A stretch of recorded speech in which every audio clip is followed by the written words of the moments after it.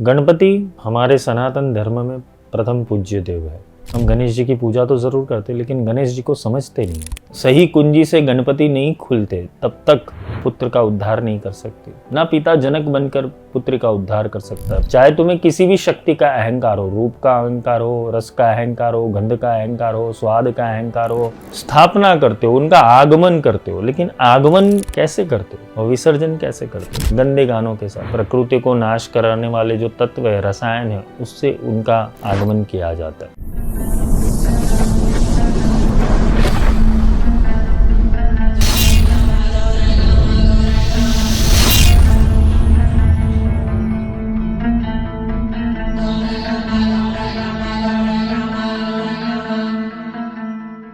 गणपति हमारे सनातन धर्म में प्रथम पूज्य देव है, और प्रथम पूज्य इसलिए भी है क्योंकि उनकी पूर्व गाथा और उसके बाद की गाथा पूरी अलग है। गणपति का अवतरण किस हेतु हुआ? क्योंकि यहां पर हमें समझना यह है कि शक्ति अपने गुणों से पहचानी जाती है, पर वो गुण के अंदर अगर ज्ञान नहीं होता है तो जीव का उद्धार नहीं होता। एक दंत कथा है, पौराणिक कथा है, और एक रियलिटी है। हम ज्यादातर भेद नहीं कर पाते। हम गणेश जी की पूजा तो जरूर करते, लेकिन गणेश जी को समझते नहीं। 10 दिन गणपति लाते हैं घर पे, उनकी पूजा आराधना अच्छे से उत्सव मनाते हैं, पर कभी ये समझने की कोशिश नहीं की कि गणपति हमें सिखाते क्या। शिव और पार्वती, शिव और शक्ति। जब शिव और शक्ति के साथ जब गणेश ऐड हो जाते तो तंत्र की रचना होती। ये बात समझना, जितने भी तंत्र का अभ्यास कर रहे हो आप, महाविद्या का अभ्यास कर रहे हो, जितनी भी प्रणालियों का अभ्यास कर रहे हो, बिना गणपति की उपासना, बिना गणेश की उपासना कुछ भी सिद्ध नहीं हो सकता। किसी भी इष्ट की भी साधना करनी होगी तो पहले गणपति की पूजा आती है। गुरु गणेभ्यो नमः। जब तुम किसी साधना में प्रवेश करते हो तो सर्वप्रथम गुरु की पूजा होती है, फिर गणेश की पूजा होती है, फिर इष्ट की पूजा होती है। गणपति आखिर इतना क्यों जरूरी है? दंत कथाओं ने और पौराणिक कथाओं के अंदर वरदान मिला हुआ है गणेश जी को कि आप प्रथम पूज्य बने रहोगे। वो प्रथम पूज्य क्यों है, उसके पीछे का रहस्य कोई नहीं जानता। एक रहस्य जानता है कि भाई शिव जी ने वरदान दिया, ब्रह्मा जी ने वरदान दिया, विष्णु ने वरदान दिया, किंतु हम ये नहीं समझ पा रहे कि इसका आध्यात्मिक रहस्य क्या है। बिना गणेश तत्व ना साधना का आरंभ हो सकता है, ना तंत्र का आरंभ हो सकता है, ना मंत्र का आरंभ हो सकता है, ना किसी पूजा विधि का आरंभ हो सकता है, ना किसी यज्ञ यज्ञादि का आरंभ हो सकता है। क्योंकि गणेश वो लोक है, गणेश वो ताला है। जब तक सही कुंजी से गणपति नहीं खुलते तब तक सारी सिद्धियां, सारी रिद्धि सिद्धि बुद्धि मेधा, जितनी भी गुण कला और परासिद्धि अपरासिद्धि जो भी सिद्धियां है वो खुलती नहीं है। इसके पीछे का कारण केवल इतना है कि हम गुणी बने। गणपति की जो शुरुआत है, क्योंकि हम कार्तिकी को बड़ा भाई मानते हैं, गणपति को छोटा भाई मानते हैं, और कार्तिकी और गणपति की जो कथा है वो बहुत प्रचलित है। हम कथाओं में नहीं जाते क्योंकि कथा कहना मेरा स्वभाव नहीं है। मेरा काम है सीधा तत्व पे आना। पहली बात तो समझना कि माता पिता के अंदर से उत्पन्न हुई संतान के अंदर माता पिता दोनों का डीएनए होता है। केवल माता जननी बनकर पुत्र का उद्धार नहीं कर सकती। ना पिता जनक बनकर पुत्र का उद्धार कर सकता है, पुत्र का उद्धार कर सकता है। अपनी संतान के उद्धार हेतु दोनों का डीएनए होना जरूरी है। शक्ति का सामंजस्य बिठाने के लिए, शक्ति को समझने के लिए और शक्ति को अपने विभिन्न रूपों में प्रकट करने हेतु गणेश की आवश्यकता है, क्योंकि गुण एक महान शक्ति है। जिसके अंदर गुण ही नहीं है वो किसी काम का नहीं है, और गुण से ही गणेश बनते हैं। गणपति का आध्यात्मिक रहस्य यह है कि प्रथम पूज्य है।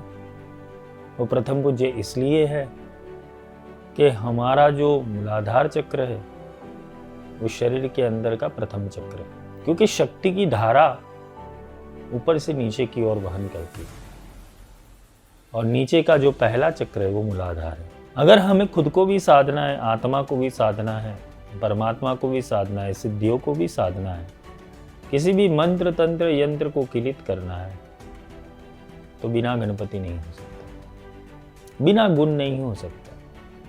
जिसके भीतर दुर्गुण पड़े है वो शक्ति को साध नहीं सकता, शक्ति उसका विनाश कर देती। राक्षसों के अंदर दुर्गुण थे, परिणाम क्या हुआ? शक्ति ने विनाश किया। और देवताओं के अंदर सद्गुण थे, तो शक्ति ने उनका उद्धार किया। शक्ति को हम कैसे समझते हैं? क्योंकि यहाँ महाराष्ट्र के अंदर, गुजरात के अंदर और काफ़ी सारे भारत के प्रदेश के अंदर गणेश उत्सव बहुत अच्छे से मनाया जाता है। कहीं उनको लेने के लिए गौरी भी आती है। ये गौरी और गणेश है कौन? कलो चंडी विनायक हो। कलयुग के अंदर चंडी और विनायक, शक्ति और गुण, ये दोनों ही प्रधानता है। क्योंकि कली काल के अंदर एक ऐसी स्थिति बनी हुई है कि शक्ति अगर बिना गुणों के चली तो वो शक्ति सबका नाश कर देती है।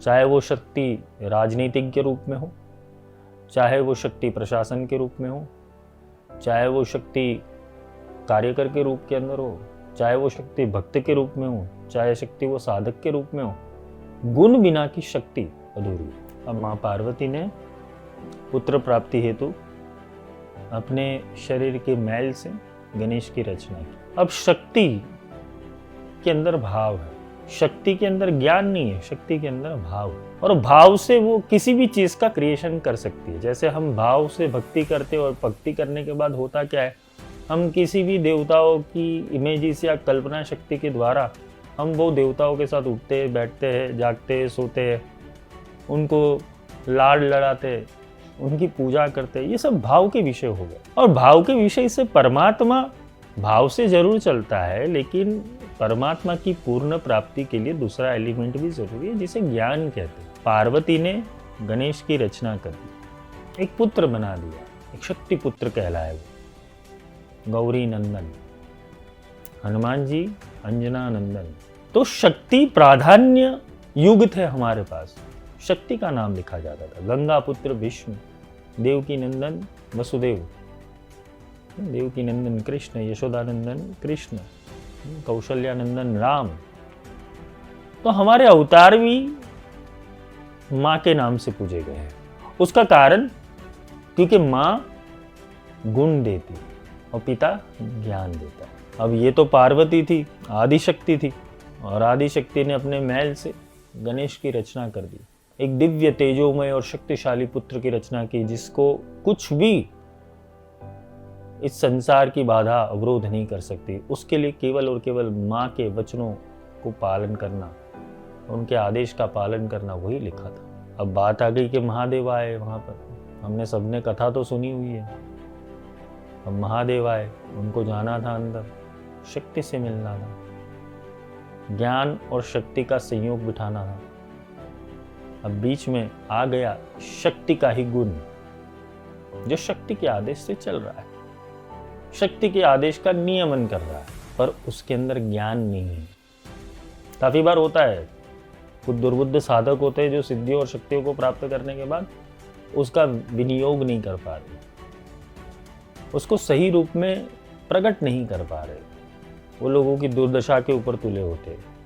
वो अपनी तुच्छ मनोकामनाओं की पूर्ति हेतु और तुच्छ आकांक्षाओं की पूर्ति हेतु उस शक्तियों का उपयोग करते हैं, जिसके कारण उनके अंदर ज्ञान प्रकट नहीं हो सकता। वो अविवेकी होते। और अविवेकी होने के कारण उनके अंदर विनायक नहीं बन सकता। भगवान गणेश एक अलभ्य देव है, क्योंकि इन्होंने जीवन के अंदर जब शुरुआत हुई तभी पराक्रम कर दिया था। फिर पराक्रम करने के लिए ज्ञान का उपयोग किया। पहले तो कर दिया पर बलि देनी पड़ी, क्योंकि ये एक ऐसी घटना है जो हर साधक के अंदर होती ही है। क्योंकि गणेश तभी तुम्हारे अंदर प्रकट होगा या मूलाधार चक्र के अंदर तभी संक्षोभन उत्पन्न होगा जब तुम्हारे अहंकार को काटा जाएगा। चाहे तुम्हें किसी भी शक्ति का अहंकार हो, रूप का अहंकार हो, रस का अहंकार हो, गंध का अहंकार हो, स्वाद का अहंकार हो, अपनी नामना का अहंकार हो, अपने पैसों का अहंकार हो, किसी भी चीज का अहंकार हुआ, तुम ज्ञान की प्राप्ति नहीं कर सकते। तुम ज्ञान के विरोध में चलोगे, तुम आत्मा के विरोध में चलोगे। तो शक्ति अगर सामर्थ्य देती है और ज्ञान नहीं है तो वो शक्ति अविवेकी घटनाएं करती है, जैसे गणपति ने किया। पुत्र तो बना दिया विनायक गणपति को, उसके अंदर विनय और गणों के अधिपति होने की शक्ति तब तक नहीं आई कि जब तक शिव का आगमन नहीं है। भगवान गणेश एक शक्तिशाली योद्धा की और शक्ति के आदेश को मानने वाले एक पुत्र थे। उन्होंने अपनी माँ का आदेश का परिपूर्ण पालन किया। मतलब एक ऐसा प्रोग्राम कि जिस प्रोग्राम को केवल आदेश का पालन करना है, फिर सामने कोई भी हो। तो ऐसी स्थिति के अंदर संसार के और संतुलन के जो देवता है महादेव, उनकी जरूरत पड़ी। महादेव आए शक्ति को मिलने के लिए। शक्ति ने बोला मैं स्नान कर रही हूँ, मतलब शक्ति अपनी अवस्था में थी। स्नान का अर्थ ये यहाँ पर ये समझना है कि शक्ति अपने पूर्ण भाव में थी, और वहाँ गणेश को द्वारपाल रूप में बिठा दिया। अब जो पतिदेव है, मतलब ज्ञान अगर शक्ति से ही नहीं मिले तो क्या होगा? अवरोधक क्या बनता है? अहंकार। क्योंकि शक्ति जो चीज का निर्माण करेगी, केवल शक्ति ही निर्माण करेगी, तो उसके अंदर अहंकार होगा। अहंकार हुआ, और अहंकार किसका हुआ? अपनी शक्ति के सामर्थ्य का। उन्होंने ब्रह्मा को भी पराजित कर दिया, इंद्र को भी पराजित कर दिया, शनिदेव को भी पराजित कर दिया, यमदेव को भी पराजित, जितने भी ग्रह थे, जितने भी देवता थे, सबको पराजित कर दिया। यहां पर कैलाश के गणों को भी पराजित कर दिया। इतने शक्तिशाली देव।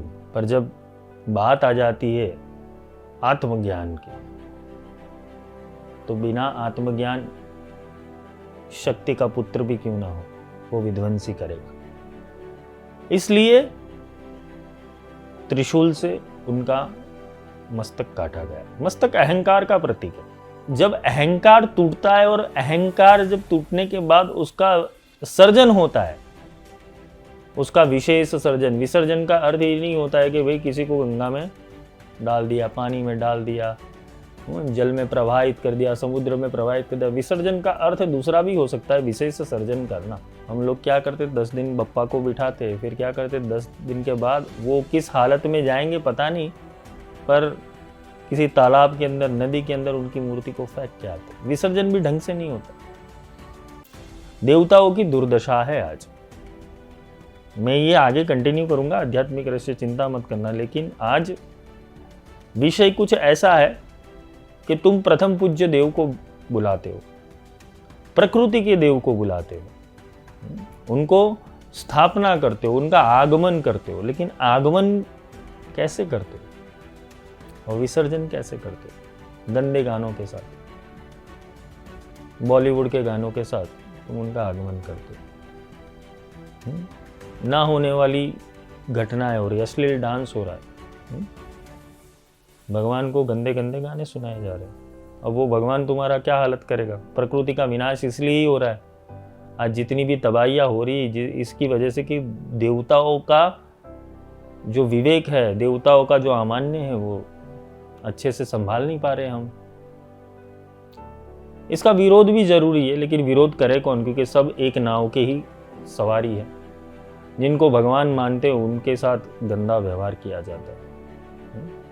पहले तो उनकी जो मूर्ति बनी है, भगवती ने अपने मैल से बनाया हुआ। मैल यानी मिट्टी, मिट्टी से बननी चाहिए। वो मिट्टी की बनी हुई मूर्ति की ही पूजा करनी चाहिए। या पत्थर की मूर्ति की पूजा करनी चाहिए। पर आज प्रकृति को नाश कराने वाले जो तत्व है, रसायन है, उससे उनका आगमन किया जाता है और उसके साथ उनका विसर्जन भी ऐसे ही होता है। मतलब जो शादी बारात में गाने बजाते हो वही गणपति के आगमन में बजाते हो। तुम कुछ नया नहीं कर रहे हो। और समझना, ये पृथ्वी के देवता है गणपति, क्योंकि मूलाधार चक्र के ऊपर निवास करते हैं, तो पृथ्वी को तहस नहस करने की शक्ति भी उनके अंदर होती है। तुम देवताओं का सम्मान नहीं कर सकते हो तो कम से कम अपमान तो मत करो। ये केवल सोसाइटी के लिए मैसेज है।